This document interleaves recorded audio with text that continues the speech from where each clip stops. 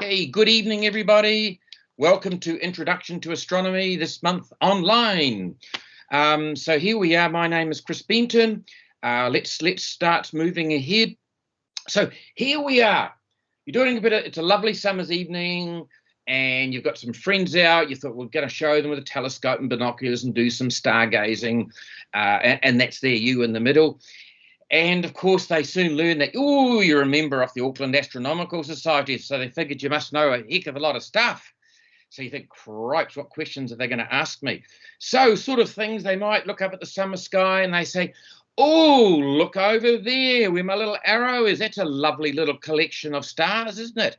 What does that look like through a pair of binoculars? So you go, you get your binoculars out and you show them that's what it looks like. And they go, wow, that's stunning. That's beautiful. That's got some fancy name, hasn't it? Isn't it some sort of famous cluster? You go, yes, it is. They go, well, what sort of cluster is it? What is its name? And you think, okay, I'm getting a few questions here. And then next, the other person's got the telescope and they're swinging the other direction, looking south. You race over there before they break something. And they're looking at this. Have a look through this. Have a look through here. And you look through the eyepiece to see what they've got. And they're looking at, this is what you see in the eyepiece. They go, wow, that's amazing. What sort of cluster is this? What's its name?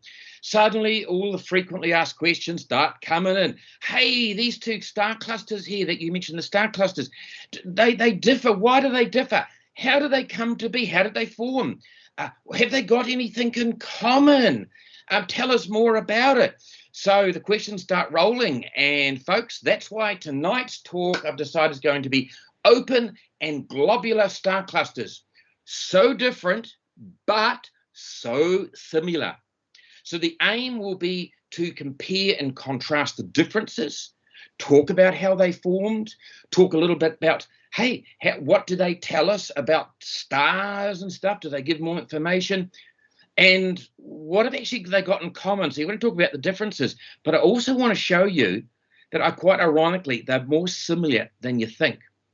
And since its introduction to astronomy, I always like to pick a topic and use that topic as the vehicle to introduce or just expand on, talk about some basic astronomical principles. And we will do that today. The two ones in particular, we're going to talk about density waves propagating through the spiral arms of the galaxies. We'll talk a little bit about that, and we'll talk a little bit about color magnitude diagrams. Both things very relevant to star clusters. So I'm sure you're all excited now. So let's move on. So I've split it into these sort of four main ones. I'm going to briefly mention the basic structure, show you the basic structure of the Milky Way. Then we'll talk about open star clusters, then globular star clusters, and then we'll wrap it up with the key messages and conclusion. So Milky Way galaxy, it's a spiral. There are three different types of galaxies: spiral, elliptical, and irregular. And you can look those up, different talk. But anyway, Milky Way is a spiral galaxy. Its face on here, it's got a disk, a nice big disk of spiral arms. I don't know if you can see my little cursor here, but I'm going to move it around anyway. And the diameter of that Milky Way disk is 100,000 light years. Right. Oh, what's a light year? Okay, a light year is the distance that light travels in a year. So you think, okay, how fast is light traveling then? Light travels at 300,000 kilometers per second. That's in the blink of an eyelid. It's gone around the world about 6 or 7 times. Crazy. So how far does light travel at that crazy speed in 1 year? The answer is 10 million kilometers is 1 light year. And the Milky Way is 100,000 light years across. So I think you get the gist. It's pretty big. We lie in the suburbs out here, about halfway up from the center. It's about 26,000 light years from the center. In other words, halfway out along the disk. So that's what the disk looks like. Face on. That's the disk side on here. This is the whole Milky Way now, side on. So you see the disk extending across here. Here's the sun about halfway up. In the middle here, you see this big bulge here. That's called the galactic bulge. It's very dense. It's very bright. Loads and loads of stars.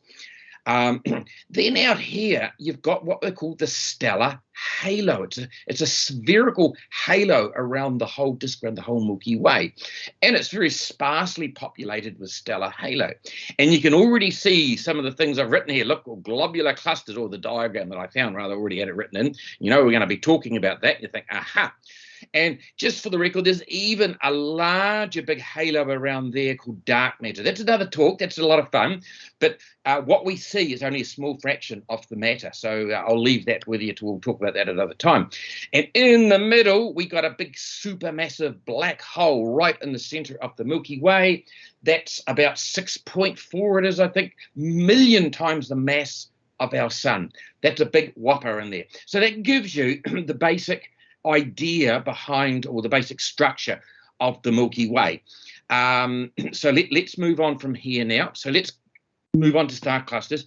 So we're going to talk about what are open star clusters, where and how do they form, what do they tell us about stars in general, and I'll throw some examples in for you as well. So what are open star clusters? Okay. So there's a few slides here. I'm going to introduce this to you. The bottom line is they're a collection of stars. You probably get the gist of that are loosely gravitationally bound. In other words, their self-gravitation all keeps them together as a nice little unit or family, but they're not tight. It doesn't take too much down the line, little things that'll happen that'll disperse them. So they're loosely gravitationally bound collection of stars. The stars are usually just roughly a few, you can get 100 of an open star cluster, 100 stars, and you can go up to a few hundred. You're not dealing in hundreds of thousands or millions of stars. The stars are very young, usually only a few 100 million years tops, most of them. So they're a young cluster, a young collection of stars, and there's usually just a few of them.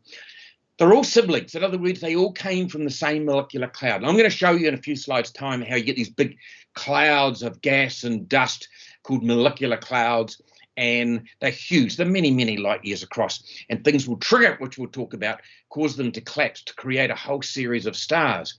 So it follows that all the stars from that large or giant molecular cloud, as they call them, are all the same age and the same composition, same chemical composition that makes them up, because they're from the same cloud.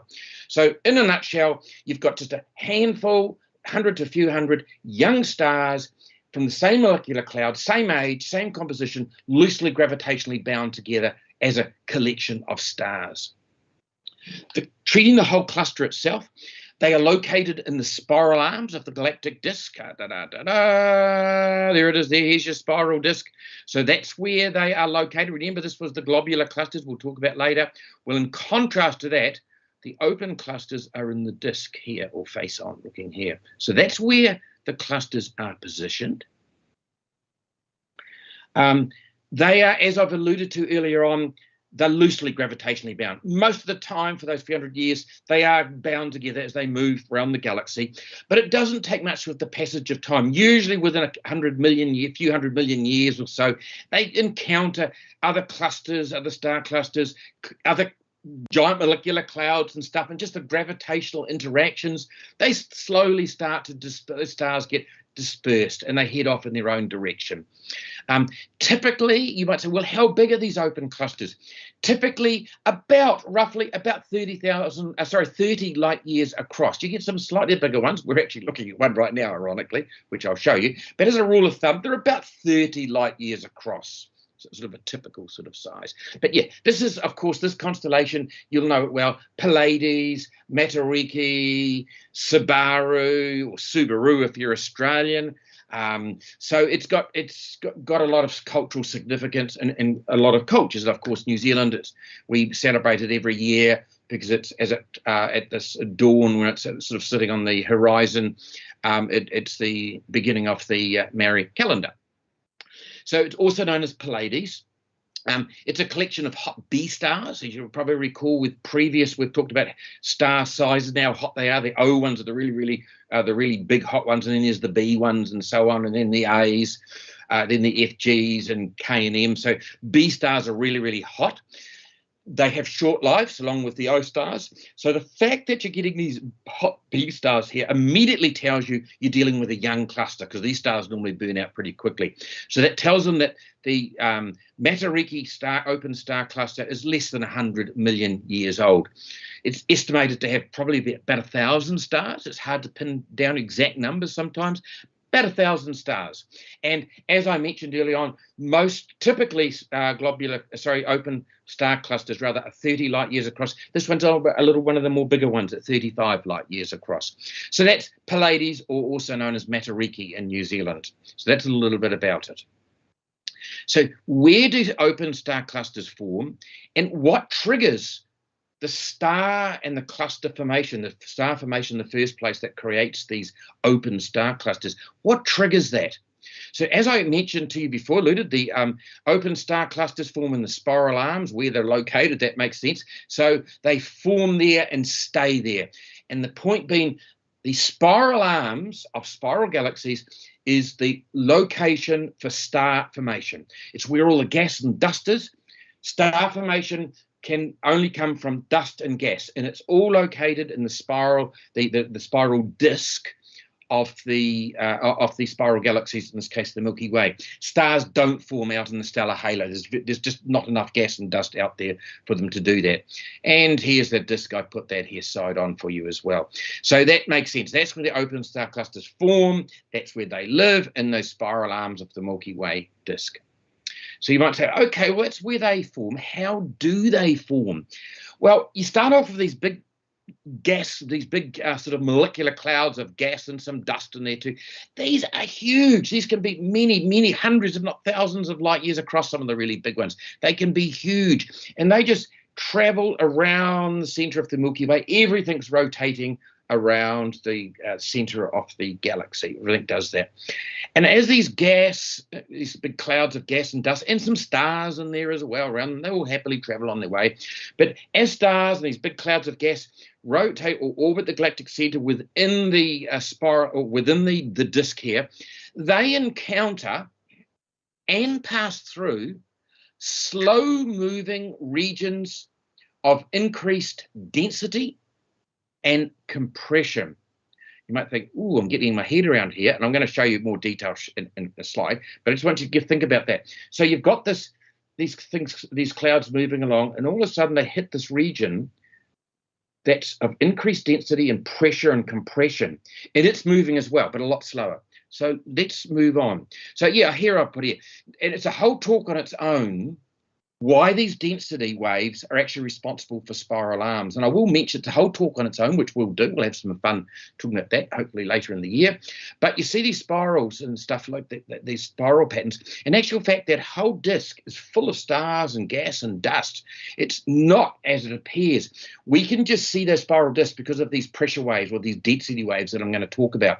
It's just a more concentrated regions where there's more stars, there's star formation going on, so there's big blue patches in there where these big, giant, massive, hot stars are blazing away in blue. They die by the time they leave these regions. So that's where you'll see them. You see all that pink going, crimson colour going on in those spiral arms, because star formation, that's where it's occurring. So it just gives that appearance that that's only where everything resides. But now there's stars right across that whole disk there. So let's move on. I don't want to get sidetracked. So, okay, so here we go. So here's one of these waves, if you will, or regions of increased density and compression that's very, very slowly, much slower than anything else, is just also propagating its way around the center, or just going around, spiraling around the disk of the galaxy. And you get these big, giant molecular clouds, and they approach this arm here of increased region of increased density and compression. Suddenly the clouds start getting compressed, and they start collapsing. The whole cloud starts collapsing and rotating faster and faster. And within that cloud, nothing is perfect in this whole entire universe. Nothing is perfect and uniform. Everything's got little sort of imperfections. And amongst that big giant molecular cloud, sure, there are going to be regions, little clumps, little knots, if you will, little increased concentrations where there's more gas and dust. And as the whole complex starts coming down onto itself and spinning faster and faster, those knots or clumps gather more because gravity, things attract. So in astronomy, when things start collapsing, dense areas become more dense at the expense of less dense stuff, because gravity is almost like a fulfilling prophecy in a way. It's going to just grab more and more, and in the process it just grabs more and more again. So suddenly this gas cloud starts collapsing. The clumps and the little knots of increased density start turning into nice little balls. They heat up and they become stars. Meanwhile, the stars and everything is moving through this increased density region while itself is moving. Now, if you think to yourself, oh, I'm just trying to get my head around here, here's a nice little analogy of, I call it my traffic analogy. So imagine here's your motorway. You've got 6 cars here. They're traveling down the motorway at 100 kilometers an hour, and they represent the stars just cruising, doing their normal thing, cruising around the galaxy. They travel actually in this region of the galaxy about 230 kilometers per second. That's how fast they travel. But from our analogy, here's your cars traveling along about 100 kilometers an hour. Nice space, safe space between them and stuff. Here's a tractor just further down the motorway a little bit, mowing some roadside grass. It is traveling at just a mere 20 kilometers per hour. And that analogy there is of this density wave of increased compression. So it's going a lot slower. Eventually, these cars traveling at 100 kilometers an hour, or my analogy, of course, is the stars, they catch up and they meet this tractor. So what happens to go past it, they almost create like a mini traffic jam. The cars slow right down to, say, 50 kilometers an hour, so they can go past the tractor, but they've got to do it slower to do it a lot more safely. And notice the cars get more closer together and more densely packed. So the cars slow down and are close together as they pass the tractor at 50 kilometers an hour. And that, of course, is the analogy of the stars and the gas going through this region of increased density. And you might say, well, if the stars approach it at 230 kilometers per second, how fast are they going in the middle of that? I'll show you shortly. It's about 100. It's about 100 kilometers per second. But anyway, for our analogy, the cars slow down. They move past here as a sort of a more compressed, dense unit, but they overtake the tractor. As they clear the tractor, zoom, they take off again. This guy's blowing smoke down here. Way they head off. Notice the space is starting to spread out between them, and they go back to their 100 kilometers per hour, leaving the tractor to carry on mowing the grass at 20. And another bunch of cars are going to come along and catch this guy up again. So that's sort of a good analogy of describing these waves of increased density and pressure. They themselves are propagating, driven by gravity. They're not fully understood, but they're propagating really, really slowly around the galaxy. Stars catch up to them, pass through them. That pressure, density, triggers star formation, and they go through. So hopefully you're getting the gist of where I'm heading with this. I've got enough nice diagram to sum all this up together. But so let's have a closer look. So here you've got this big giant molecular cloud. It starts approaching and starts entering, because it's caught up with this density wave, and starts collapsing, and these little knots and clumps start forming, and stars starts being generated and being born amongst this big density, and the very beginnings that pass into this density cloud. So another little principle in astronomy, you get stars of all different sizes and temperatures. You get from the really big O and B stars right down to the red dwarfs, the K and M, that are really small, dim, and cool. These guys are big, large, and hot. The bigger a star is, the faster it is born, but the brighter it is, but also the faster it moves through its fuel, and it dies and goes bang with a supernova, and it dies a lot quicker. These guys only live a few million years, as opposed to, for example, our sun, a G2 classification, medium-sized star. As you know, that's going to be on the main sequence about 12 billion years. These guys only live a few million. It's gravity that drives it all. So if you've got more mass, it makes sense. You've got more mass, you've got more gravity, more pressure going on. It's just going to drive everything faster. So the massive stars are up and running, first up. And what happens with these massive stars? They emit high energy ultraviolet light. And that ultraviolet light then causes all the hydrogen around it in this sort of big gas cloud to fluoresce. And what's going on is the ultraviolet light bumps an electron off a hydrogen, and then the electron wants to go back again. As it goes back, it emits light. And it's sort of in this sort of the red wavelengths, and that's why when you see these lovely crimson or pink coloured nebula, they're called emission nebula because the hydrogen is emitting light. And that immediately tells you that you've got a big gas and dust cloud in its early stages. The big massive O and B class stars are up and running, up and blazing with ultraviolet light, and they're causing this. This is, most of you are probably familiar to a bit of stargazing. This is Orion's nebula M42, and you've probably seen the trapezium, the 4 or 5 huge big stars in the middle blazing away there. So it's just a few massive stars, 15 to 30 times the mass of our sun. So that's pretty big, and they're causing this emission nebula. So that's the first thing that starts happening as this whole complex is starting to move through this density wave.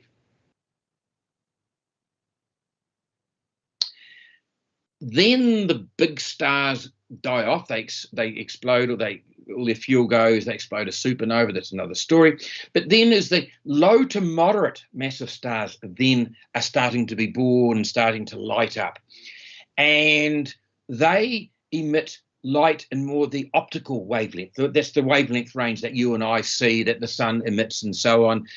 So it's not as powerful as the ultraviolet. So it's nice optical or visual wavelength range, call it what you will, either one of those two is fine. But that light then, it's not powerful enough to cause hydrogen to fluoresce. But what happens, that light reflects off a lot of the dust in that big gas cloud, and it reflects off and scatters, and you get that blue color. Exactly the same principle why our sky is blue on a nice sunny blue day. Is it the sunlight, optical wavelengths, hits all the molecules and stuff, nitrogen and so on, in the atmosphere, gets reflected and scattered off, and it tends to get scattered off more so in the blue colors. So you've probably seen lovely pictures like that. So it makes sense. That's called a reflection nebula. So you're starting to get these are forming within this density wave. And I made a note at the bottom here. The massive stars have usually gone by now. They've gone. Okay, so you then start getting a few smaller stars starting to form and so on. But there's a bit of residual gas and dust, and that gets blown away. Radiation pressure from the stars just gently blows all that stuff away. Hey, what have you got? Beautiful open star cluster, just like this. You probably think, oh, that looks nice. Well, most of you will recognize this, I'm sure. And yep, it's called the jewel box. So the jewel box, about 100 stars. It's estimated to be about 16 million years old. I'm going to show you where to find it in the sky right now, but do have a look at it. Even with a pair of binoculars, it's beautiful. Telescope is better. It's called the jewel box. It's got greens, the emerald color, your ruby, oranges, massive, beautiful colors. Just focus your eyes at it. Just relax into it. Like those picture books, those color picture books, 3D books and stuff. You just relax into it. The colors will come out to meet you. It's just absolutely gorgeous. The jewel box is an open star cluster. Where to find it? Okay, it's pretty easy. Obviously down that way, south, Southern Cross. So here's your Southern Cross. Here's your 2 pointers. And go for the star, the Southern Cross, the second brightest one, the better star. But it also just happens to be the star closest to the pointers. And just a little bit in towards the pointers, there's a little sort of star, point of light. Have a close look at it. That's the jewel box. Absolutely gorgeous. That's what you're looking at, guys. Fantastic. Okay, so let's try and wrap this little bit up here. So put all this slide together. So you've got these stars and some big giant molecular clouds. They're cruising along about 200. I think I put here it is here. These are the velocities in our sort of neighborhood here. So you've got these stars and clouds moving along at about 230 kilometers per second. They catch up and they pass through these density pressure waves, and they travel at about 100 kilometers per second, a bit slower. How fast are the density waves? As I mentioned, we don't really know. Certainly, obviously, a lot less than 100 kilometers per second. So the stars move through them and start spreading out again and carry on their merry way. So it's almost like a sausage factory. What goes into it? A large molecular cloud goes into the sausage factory, gets compressed, star formation kicks in. You get the big stars forming first, these lovely, beautiful, big pink, crimson coloured emission nebula. always through your telescope. Of course, everything's in black and white, so it looks like fog. It looks pretty cool. Then you get in the big stars die off, and the more medium stars start blazing away in optical wavelengths that give these beautiful, lovely blue reflection nebula that you see. You see NASA pictures of and stuff. And by the time it comes out, hey, you've got yourself an open star cluster. Pretty cool. So that's where and roughly how open star clusters form from these giant molecular clouds.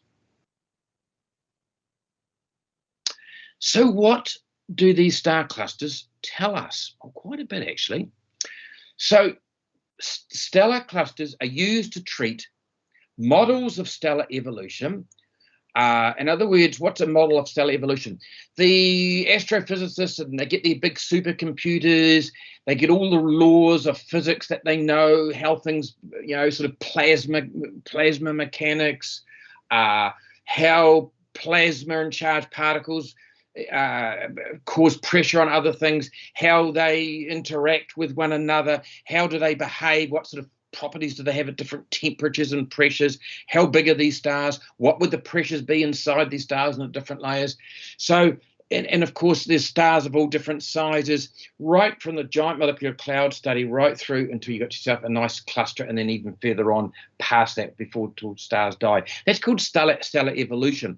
And they do various computer simulations and models with everything that they know about them to try and get an idea of what could be happening. And they need to test models, because you form these models in a computer, and it seems to match roughly what you see, but is there a better way of testing it? Absolutely. Stellar clusters are used to test these models, and the models predict how and when stars evolve. And they use a thing which I'll show you shortly called the Hirschsprung-Russell diagram. Very famous, it's a really good diagram to get familiar with.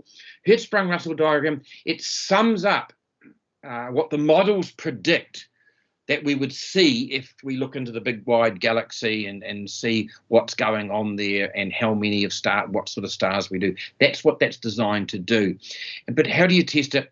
You get a star cluster. We'll start with an open star cluster, and you do what we call a color magnitude diagram, which I will expand on as well for you. And I'll show you how that color magnitude diagram, or CMD, is used to test these models and let the scientists know, hey guys, you're bang on, or guys, you got to have a serious rethink, or actually got it pretty right. There's just a few little things you need to fine tune, a few little constraints have come up, and that's what you're about to see. There's just a fine little things, but it's pretty close. So stellar models predict a few things. There's really three things that stellar models predict. How stars will evolve, when they evolve, how long they're going to live, and what sort of numbers that you sort of comparative numbers of the different sizes of stars. Those are the three things I'm going to pick on right now. So stellar models, they predict how stars evolved, how they evolved into big red giants and supergiants. So let's go over this briefly. So here's your stellar nursery, your big giant molecular cloud, and you can see star formation starting to happen. You know now what's going on in here. There we see all this pink going on. The big OB stars are blazing away with ultraviolet light, ionizing and the hydrogen and causing it to fluoresce. So that's going on here. Then all your rest of your stars, okay, they get born. Now, stars spend 90% of their time on what they call the main sequence. And that just refers to the period of time in a star when it's fusing hydrogen in its core to helium.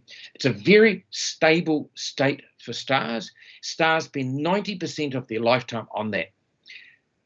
Like all good things in life, nothing lasts forever. So eventually the core runs out of hydrogen. So for various reasons, which we got a whole separate talk on it, but that's fine, they start burning hydrogen in the outer shell, just as a shell around the core. And that increased temperature and pressure and stuff causes the star to start swelling out into what they call a red giant. And to give you an idea, our sun will swell out when in its red dwarf part of its stage of its lifespan, will swell out to sort of roughly about the orbit of the Earth. That's how large our suns get. So these things grow pretty big. Now, for a stellar evolution purpose, they split stars into sort of smaller sort of stars, which is anything below 8 solar masses. A solar mass, of course, is the mass of our sun. known as Sol. So, which is roughly about 2 times 10 to the 30 kilograms. Pretty big, huh? So anything less than 8 times that, which is very big, is considered sort of low to intermediate mass star. And then large stars are considered those greater than 8 solar masses. These ones swell up even bigger to become what they call red supergiants. Like all good things, these guys have a limited lifespan as well. As you can see, only 10% of their lifespan here. So these stars less than 8 solar masses, the last stages of their life, the outer layers just gently puff out to these beautiful coloured pictures you'll see from NASA and so on, and that's called a planetary nebula. Got nothing to do with planets, by the way, it's a historical name. As it puffs out, it leaves its exposed core known as a white dwarf. We'll leave it there, the talk's not about that. The big red supergiants, they go boof into supernova when they run out of all their fuels. Long story there, but they go supernova, massive explosion. If that star is between 80 and 20 solar masses, the collapsed core will become a neutron star.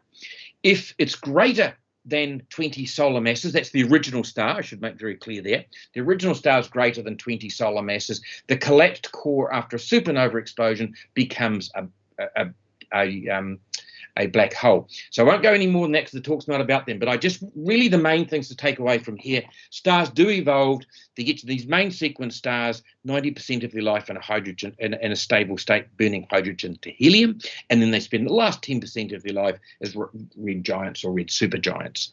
So you might look at that and you say, which case out of any standard population of stars, in which case, stellar clusters are actually a good, nice little sample. Absolutely, that's why we pick on them. They're a lovely sample of stars from the same cloud. And you would think to yourself, yeah, there should be more main sequence stars than red giants. So you're really getting something. If you look at a cluster and you can work that out, that is proving that the scientists who worked out all the stellar evolution, they're on the ball. They're getting it right. So this is that Hertzsprung-Russell diagram that I talked about.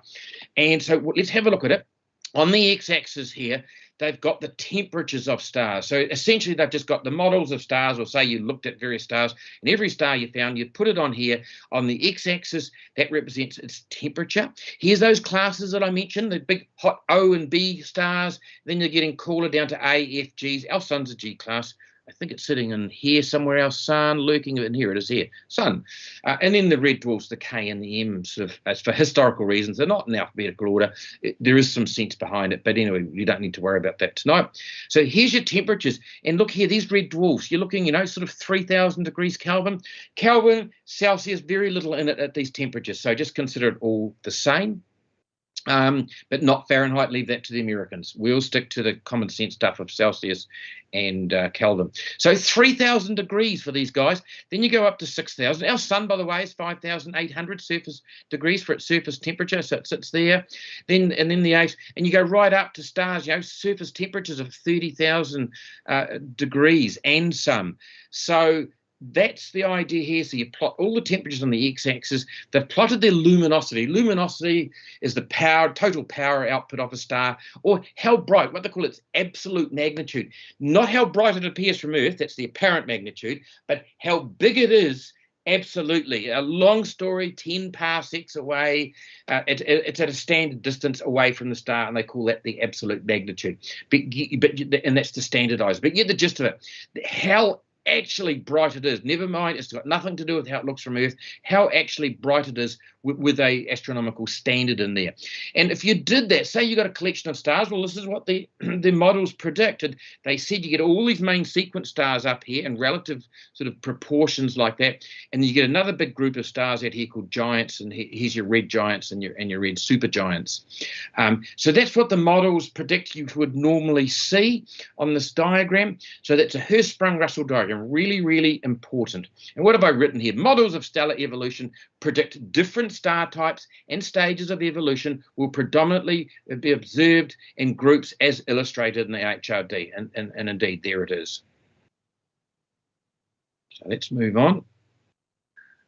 So I mentioned about the models predict that stars evolve from normal sort of normal main sequence stars to red giants and red supergiants, 90% of their life, 10%. So you're going to see groups of red giants and supergiants and main sequence, but you're going to see more main sequence stars. Models also predict there's good reasons for it, but exponentially more smaller stars. So you get a big gas cloud start collapsing, you might get relative to the number of lots smaller stars, you're going to get very, very exponentially minimal amount of those big OB stars. They're very thin off the ground. And it's for various reasons. It's another talk. It's got to do with gene limits and gene lengths. A guy called Jean, J-E-A-N, it's his surname. He first came up with all this theory about you get to a certain size and things get unstable and start collapsing. This is referring to measurements within the giant molecular cloud. And sort of the physics worked out that nature has a tendency to want to create lots and lots of small stars rather and just a very few big ones. You can see here, for example, I did this. This is a slide that I pinched from one of my previous ones here, and I did this pie diagram of the figures. And this is all the figures of all the galaxy as opposed to the model, but it illustrates, here's your red dwarfs, your K and your M class. They make up 90% of your main sequence stars are red dwarfs. That's another story, but you get the gist of it. So the models predict there's exponentially more smaller stars. So we're going to look for that, of course, when we look at star clusters. The models, the third sort of big thing that the models predict is that, as I've mentioned to you, and I mentioned why, massive stars have shorter lifespans. They get up and running, they burn quicker, and they burn out quicker. Why? It's all to do with gravity. There's more mass, so there's more gravity driving it, so they just burn through everything a lot quicker. And just to give, I put this up here just to give you an idea of how things do, how fast, some actual figures. So here's some big massive stars here, like here's on your O stars at 25 solar masses, O class, 80,000. Everything's, by the way, here's categorized for the sun. So here's the sun, 1 solar mass, 1 unit of luminosity. So these guys here, they're 80,000 times bigger power output than the sun. But they're only 25 times the mass. So you can get the gist of it. That mass makes a big difference. But look here, in the main sequence lifespan, our sun's going to live quite happily for about 12 billion years, because this is put in million years, sorry. So our sun, sort of 10 to 12 billion years, it's going to spend in a nice stable state in the main sequence. We're about halfway along that. They estimate the solar system to be about 4.6 billion years old. You might say, how do they know that? Big one is radio dating of meteorites. So that's how they sort of know about it. There's a few other little bits and pieces, but that's a big way they do it. But look here. Okay, we're 12 billion years in the main sequence. These guys only 4 million years on the main sequence. That's just astronomical terms. That's a blink of the eyelid, isn't it? It's just such a short space of time. So you can see why these guys are up running faster, and they're out. By the time the medium, the moderate and intermediate sized stars come along, these big guys have been and gone. So it thus follows that when you look at groups of stars, think open clusters, younger clusters will have more massive stars, and an older cluster would have probably got rid of those big, more massive, younger stars. So I'll show you what I mean shortly. So here's the color magnitude diagram I talked about, and it's a really useful tool. And this is where star clusters just come into their own. They're essentially stellar laboratories to test how good things are. So they can a lot of information can come from them. So let's have a look. You might think B minus V and V, what's this about? So the x-axis, remember on the Hertzsprung-Russell diagram, they had temperature, surface temperature on the bottom there. So how do you get temperature? By just observing stars. So it so happens that when you look at a star, of course, with most telescopes, you're looking in your optical wavelength, and they split them up into little ranges of wavelengths within that optical sort of wider range.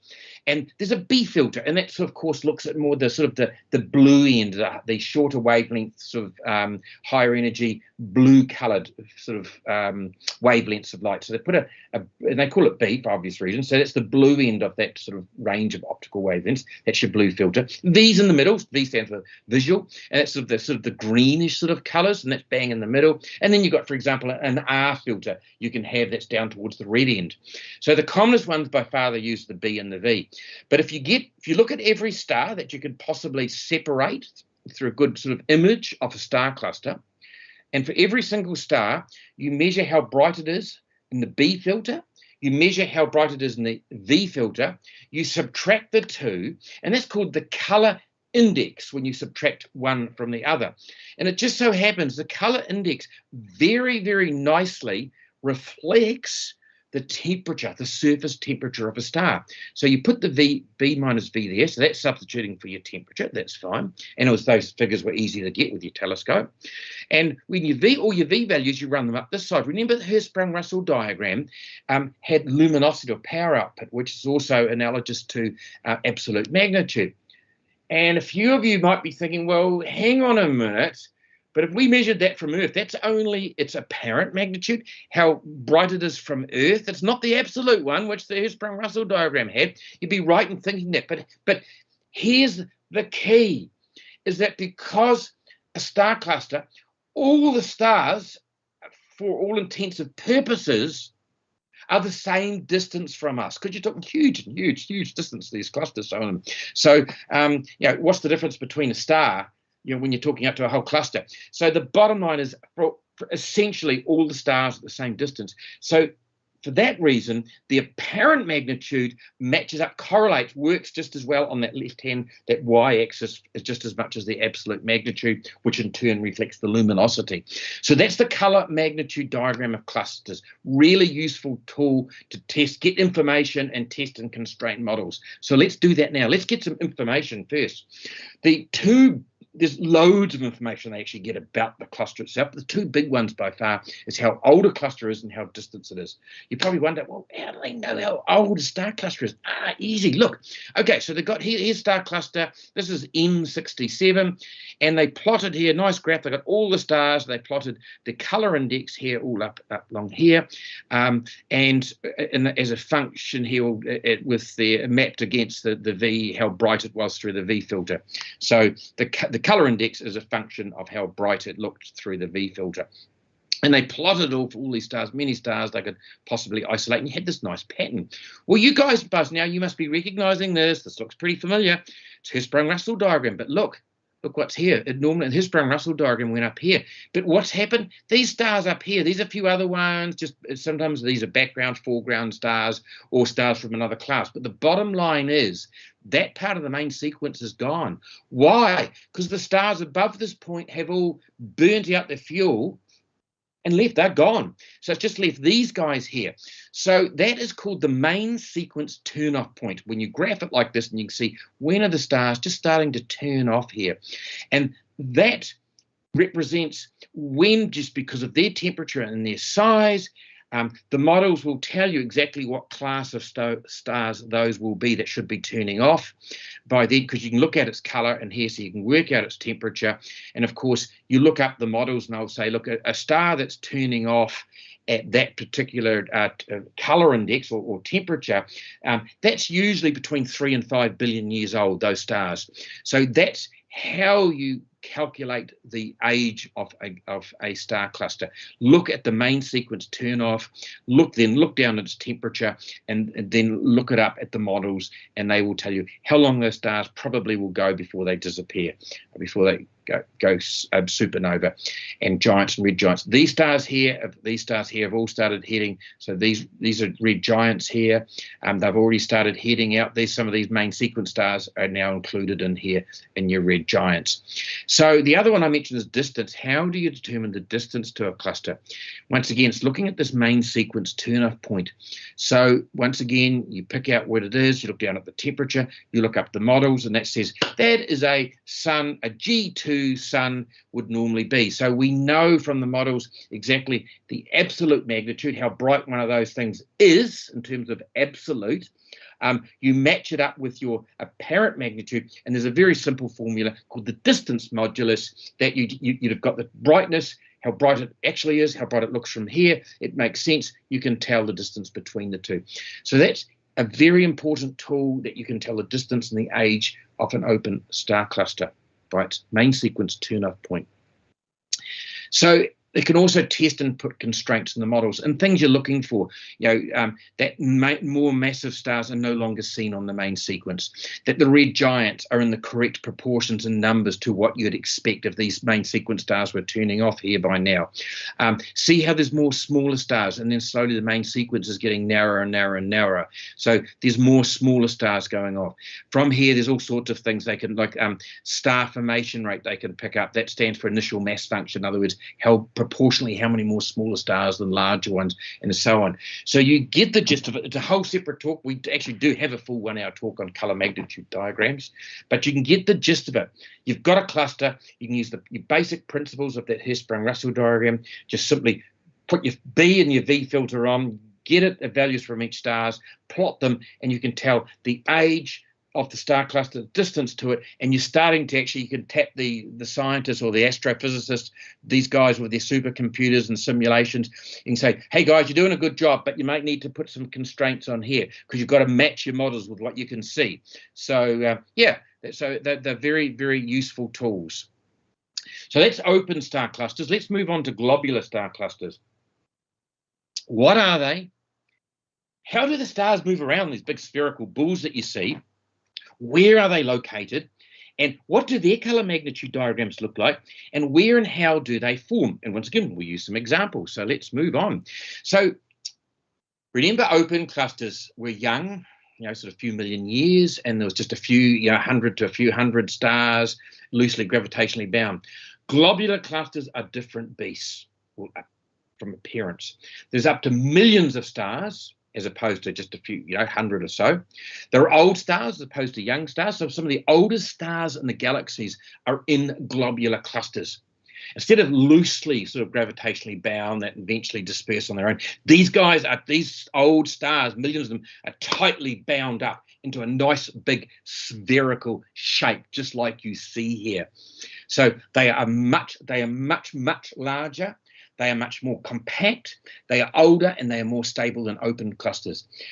These guys that I mentioned to you, the open clusters sort of disappear after over 100 million years or so.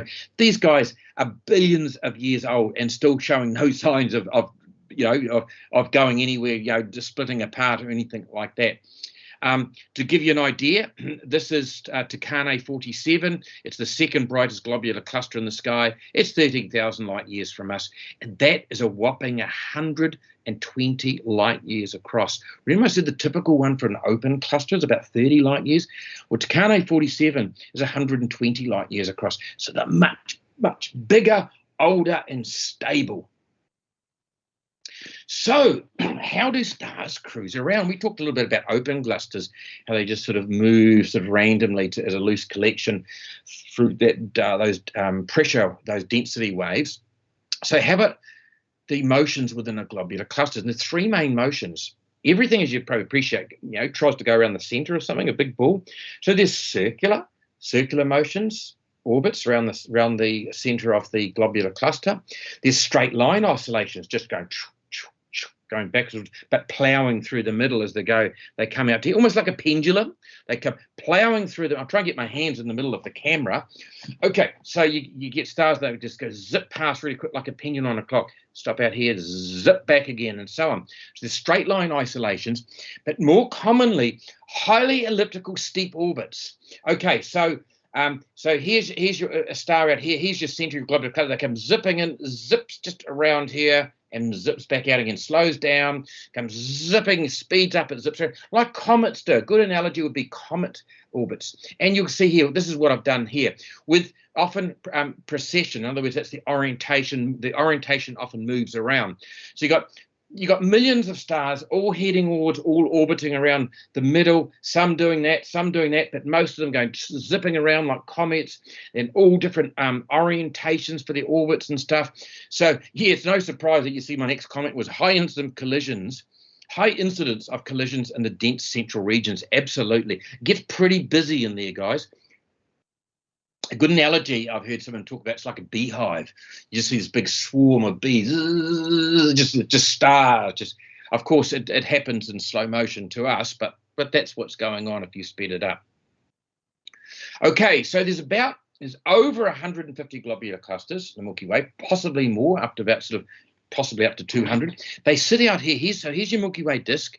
Here's that bulge I talked about. Remember I mentioned that big stellar halo out here, sparsely populated stars, very few, but all your globular clusters are sitting out here in that stellar halo. So you think, how did they get there? What's their business out there? I'm going to talk about that shortly. But also, if we're here, we can see globular clusters all out here and out here. But because we've got the bulge in the middle, there's a blind spot. We can't see a lot of globular clusters here. That's why they can count over 150 of them, up to about 150. They suspect there could be up to 200, but we don't know at this point in time. So here I mentioned color magnitude diagram. So here's just shows you it's used in the same way. So I won't repeat what I've just mentioned. You've got your color index on that x-axis. You've got your apparent magnitude on your y-axis. You plot them. Look at the difference. So first of all, your turn-off point is a lot lower down, isn't it? Because you've had more time on your hands. Instead of a few 100 million years, you've got a few billions of years here. So a lot of these older stars have had time to move off the main sequence. So they've put this main sequence, they've done all the calculations, they've worked out this globular cluster, M68, is 11.2 billion years old. So if our sun would be, that's what, did I say, 12 billion years. So that's sort of, that's almost the age. So our sun would be very close to that turn-off point. Notice how all your red giants up here, you've got another thing called the horizontal branch, another story again, but you can see there's more stuff going on. Hey, what's the other thing you notice? More stars, isn't there? Because there's millions of stars versus a few hundred or 1,000 or so stars. So you got immediately, that's the first thing that strikes you, you've got more and more stars here. Notice how the main sequence is big, fat and wide at the bottom, because you know that the models predict there should be proportionally more smaller stars than bigger stars. So that gives you sort of a bit of at a glance what a typical globular cluster color magnitude diagram looks like. So how and where do globular clusters form? The bottom line is it's poorly understood. They're working through computer simulations all the time and ideas, and that's what I want to present tonight is one of the sort of newer computer simulation models that they're sort of getting excited about. Some basic stuff, most likely from what they call superclusters, which are, in other words, super open clusters. Superclusters, massive, dense star clusters. So instead of our sort of standard one that you see today of, say, 300, 400, 500 stars, loosely sort of packed in there, just quietly cruising. A supercluster is similar principle, but you've got zillions more stars all densely packed in there. Not globular clusters though, but so superclusters. Some possibly from the remnants of dwarf galaxies, like we've got large Magellanic, small Magellanic, and many other Sagittarius dwarf galaxy and others. There's some little dwarf galaxies that our big Milky Way has captured, and they orbit around us over millions of years and slowly get absorbed. And of course, they've got a core, and so possibly the remnants of dwarf galaxies. So let's have a quick look now at why they think that is so. Why superclusters? Why could superclusters be?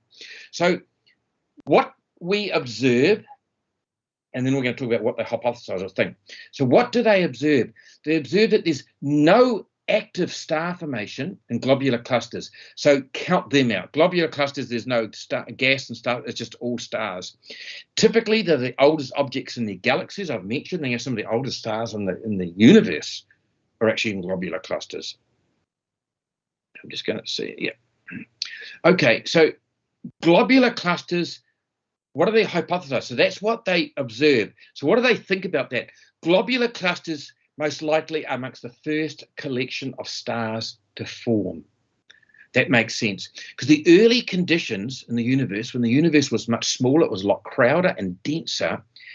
So it makes sense. The conditions, that's crowded, dense conditions were more right, they allowed these big, large, dense superclusters to form. It would be very hard to form a supercluster in the Milky Way as it is now. It's sort of, the universe is a lot bigger, everything's more spread out. Early universe, everything was dense and compact. So it was just the conditions were right for, the clusters would have been so big, what we would today call a supercluster. And that the superclusters most likely may be the precursors to globular clusters that we see now as globular clusters, these big beast of clusters sitting up there in the stellar halo. So little bit I've put here, Westerlund 1 may be a precursor. And as I've said, there ain't many open star clusters or superclusters in the Milky Way. Here is one here. And who knows why it's formed, but it has, it's there. It's about 3.5 million years old. It's got about 63,000 solar masses packed into that. So it's about 6.5 light years across. But it's got, instead of 63 stars, or instead of, say, 6,000 stars or something like that, or 600 stars, it's got 63,000 stars or solar mass. That I don't think they can really count the number of stars, but they can, as a collective group, they can count the total solar masses. So you get the point. That is a pretty densely packed, busy open star clusters, and they're called superclusters. And they think most likely the early universe had loads and loads of this. So this is one of them here, Westerlund 1. They have identified in the Milky Way. It's formed. Don't go any further, please. I couldn't answer your question there, but it may be a precursor. And it's thought that that will probably evolve into a globular cluster. Whether that globular cluster then stays put or doesn't, I'll leave that up to you. You'll see in a minute. But it may well, we might find we've got a globular cluster in a few millions or billions of years in the Milky Way disk. Okay, so that's their line of thinking, why sort of they think they could be superclusters. But I mentioned in there they could be remnants of dwarf galaxies, or some might be anyway. So what makes them think that? Well, there's always one in every crowd, isn't there? Omega Centauri has got to be different. It's going, me, me, me, look at me. It sits over there, which I'll show you where it sits to the southern sky. It's a supermassive. It's the largest globular cluster in the Milky Way, or that we can see in our skies. It's a whopping 172 light years across. Remember the second brightest one, 47 Tucanae I showed you? That was, 120 light years across. This is 172 light years across. And 4 million solar masses going on there. Age-wise, it's about 11.5 billion years old. So you think, oh, well, that's interesting, a nice big globular cluster, but what makes you think that might be the remnant core of a dwarf galaxy that got too close to the Milky Way and too cozy?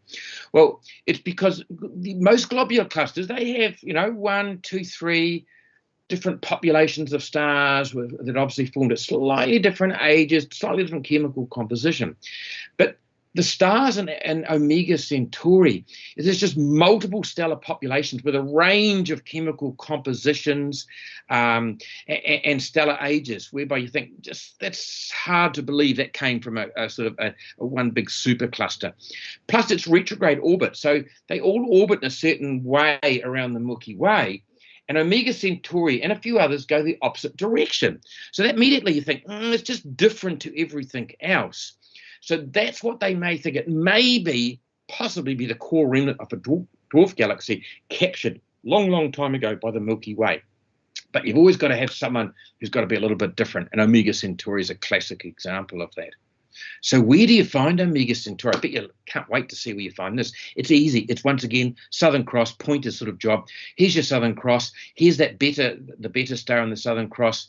It's the second brightest one. It's the closest one here to your pointers. And this is called star hopping. So the same distance from there to there. You go up the same distance straight up. You'll see a star there, and then hop on to the next star, bright point of light, the same distance again. There you'll find a star, point of light there. Get your telescope, even a good pair of binoculars out, and there she is, Omega Centauri. Beautiful. It looks like a big ball of cotton wool in the sky, because those billions of stars sitting in there, they're just they're so far away and too densely packed for us to resolve. Certainly with my telescope. So that's well worth having a look at. So yeah, so here's a new supercluster model that they're getting excited about, sort of done through computer simulations. A little bit of background about it. So globular clusters likely form, makes sense, in compact regions of star formation. They compact themselves, so they're most likely formed in compact regions. As I mentioned, the conditions in the early universe were extreme, as opposed to low gas and low densities going on here, predominantly around here in the modern universe. the universe was smaller, it was more dense, it was more packed. So gas pressure was higher, densities were higher. Those sort of conditions were ripe and ideal to form big, massive superclusters, with millions of stars in them. So that's a little bit of background around it. The other little thing I want to mention that's important here in this model, globular clusters don't necessarily, in normal conditions, last forever. They potentially can get eroded and dissolve away. And there's three main processes that can be responsible for this. And I just want to introduce you to the basic concept first. So if you get something spherical, even say a star, something relatively small, even the outer layers, the outer regions are reasonably close to the center where everything's held together gravity-wise. So it's reasonably stable. But the bigger an object is, like a star, or you learn about here, a globular cluster, the bigger it gets, the less stable those outer components, whether it be gas and a star, or whether it be stars and a globular cluster, the further they get out from the center, the more the less tightly held they are, sort of like less tightly bound, and the more unstable, and it wouldn't take a bit more just to nudge them out and for them to disperse. So, and that's what we want to get to for these next two. And now you've got these old stars in there, and old stars die, and these big old stars, well, actually the medium ones, the big old stars I mentioned go supernova and explode. The sort of low intermediate mass stars, remember on that diagram I showed you, they go poof out slowly in the outer layers, spread out into called planetary nebula. But the gist of it, dying stars expel all the material outwards, and it redistributes that material to the outer parts of the globular clusters. And as globular clusters expand, as I mentioned, the gravity holds them and together in those outer parts weakens. So you start getting loss of material as it expands, and the outer stars and the gas material starts to escape. So that's one process which you can slowly start eroding away into a globular cluster. The other way is that, remember I mentioned you got all these stars go slingshotting around one another and stuff, and it makes sense that if stars are slingshotting around one another, that a lot of those stars gain more and more energy, and all it takes is for one star to sling another star out into, to give it a good acceleration. You might think, where have I heard that before? NASA uses that trick, gravitational slingshots. It sends a probe, and it wants to get out further, way out into the distance, to the far ends of the solar system. It'll whip around the corner of Jupiter or Saturn and zip around it, and as it zips around it, it gets a quick gravitational assist in a big kick and speed. Same principle here. These stars are going around the middle, and stars are interacting, and one star can give another star a good kick in velocity. And for that reason, there's, next thing you know, you're getting stars getting slingshot into the outer regions. And once again, the globular cluster gets less and less stable in those outer regions, and the velocities are high. So some of those stars actually just head on out of the globular cluster. That's another reason. The third, but probably the most important one, the most sort of efficient destroyer of globular clusters, tidal forces. Those globular clusters are also orbiting our galaxy. So there are times when they might be plowing through a disk or interacting with some gas clouds. And there's things called tidal forces, and that refers to when you get two objects and they're both having gravitational effect on each other.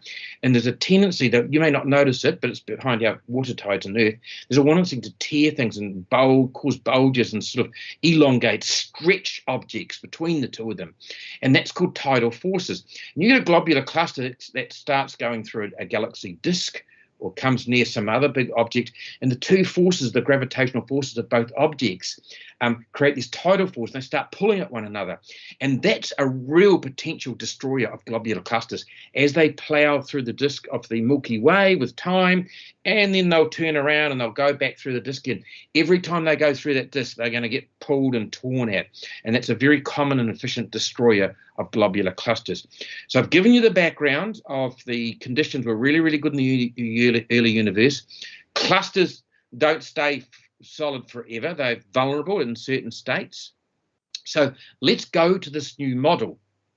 So we're starting in that early compact universe where galaxies were small, they were compact, they were dense, they were full, rich, because there was fewer stars. They were rich in gas and stuff that to create stars.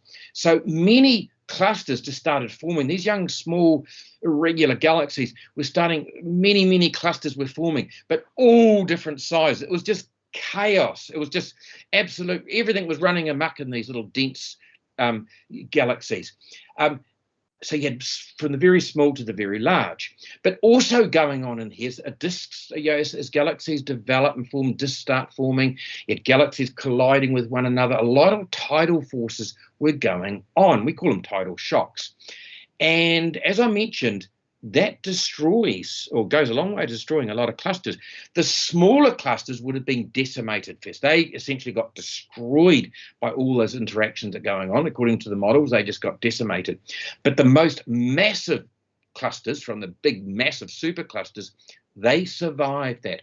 The computer simulations show they can survive all these, sort of tidal shocks that are going on as various clusters all interact with one another in the fellow galaxies.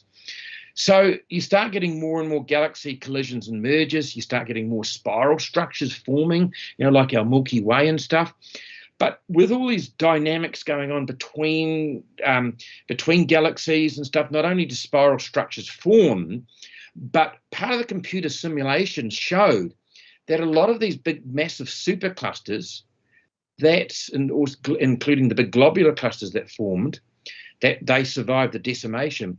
They were still sitting in the disk, but the interactions, the computer model showed that they actually got pushed out, got ejected out of the disk into the surrounding halo, the area surrounding the disks. And of course, what did I tell you about that? There's very little out, they're sparsely populated. So the regions in these stellar halos are much more stable. So these big, massive clusters that survived the early interactions got booted out here into a nice, stable halo environment where they were free to survive for billions of years. So that's what the new models are coming up as they're refining the models. The computers are getting more powerful. They're learning more about the early universe. So they're able to put constraints on how things would behave. So that's really interesting. So it would explain today's galaxies. Galaxies today are less gas rich because there's been so many stars forming, gobbling up all the gas. But also what that means is that we're getting small open clusters that form in the disk. We're not getting these big whopper ones anymore because there's less gas. The galaxies are less gas rich than they were in the early days. Galaxy collisions and mergers are less frequent because the universe is less crowded. That makes sense. So the clusters are now allowed, they're not decimated, these small clusters. They're allowed to survive. They're allowed to remain in the disk because the conditions are much more benign than what they were in the crazy days of the early universe. And of course, these massive old star clusters, they've been out there for billions of years and they've been allowed to survive in the stellar halo. Hey, and that's where we see them today.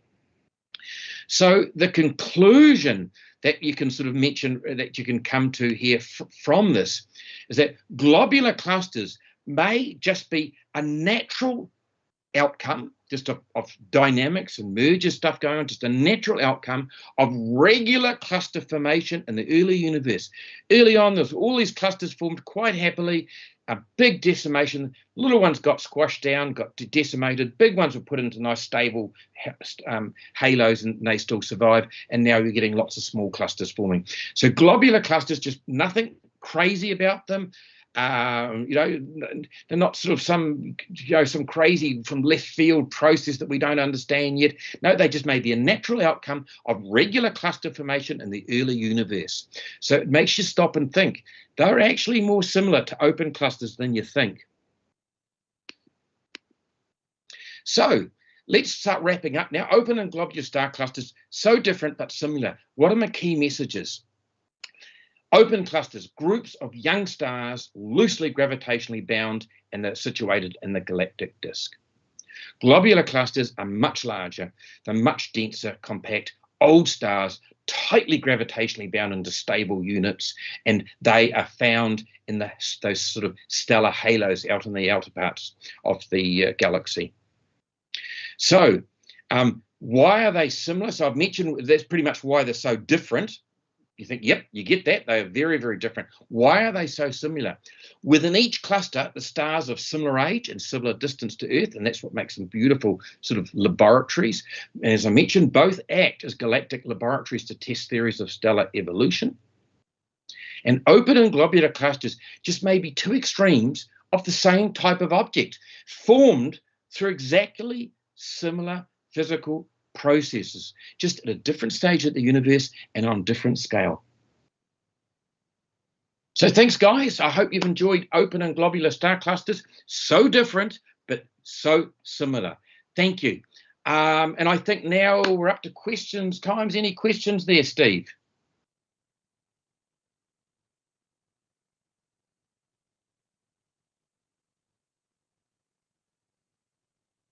Yes, I can. Okay, just got time for one question, and it's from Robert Patterson, who says, I understand that there's some 50 stars within 16 light years of us. Does that mean that we are part of an open cluster, or does there need to be more of a gap between clusters? Oh, the cluster's a bit closer there, Robert. A good question. We are not part of an open cluster. We most likely were. There are things here. There are also things called associations, which are smaller, looser, younger clusters again. We were probably part of one of those, or perhaps speculation that we might have been part of M67. There's no doubt about our sun. Almost all stars form within clusters, or those smaller clusters called associations, but they form with siblings from a bigger giant molecular cloud to form a little family, if you will, of siblings of stars. And almost all stars form that way. We were part of an open star cluster at one stage, or a small association. Let's not go there. But we're no longer part of any cluster at this time. We've long left that. So I hope that answers the question there.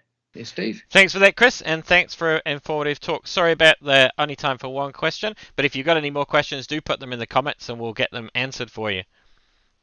That's all good. Thank you very much. Thank you for watching, everyone. Thank you for your patience. Thank you. Are we off here?